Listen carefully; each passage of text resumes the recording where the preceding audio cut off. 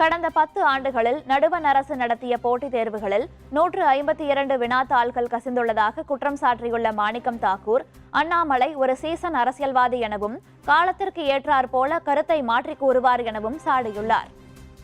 NEET தேர்வுகள் மட்டும் கிடையாது. ராகுல் காந்தி அவர்கள் டேராடூன்ல சொன்னது மாதிரி இதுவரைக்கும் 152 தேர்வுகள் பேப்பர் லீக் ஆயிருக்கு கடந்த 10 வருஷத்துல.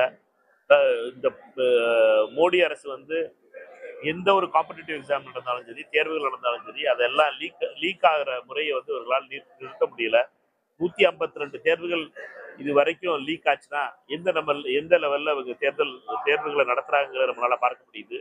மோடி அரசை பொறுத்த மட்டும் தொடர்ந்து ஒரு நிர்வாகமின்மையும் மாணவர்களையும் இளைஞர்களையும் அலக்களிக்கின்ற ஒரு தேர்வு முறையை தான் வச்சிருக்கு மோடி அரசு. அண்ணாமலை புதுசா சீசன் அவர் பேசுவாரு. இப்போ காற்றடிக்கிற சீசன், அதனால இப்படித்தான் மென்மையா பேசுவாரு. கொஞ்சம் மழை வந்த உடனே வேற மாதிரி சீசன் மாறுவாரு. அண்ணாமலை அவர்களை பொறுத்த மட்டும் நம்ம எல்லாருக்கும் தெரியும், அவர் ஒரு சீசனல் பர்சன்ங்கிறது. அது காலம் மாற்றத்துக்கு ஏற்ப பேசுவாரு.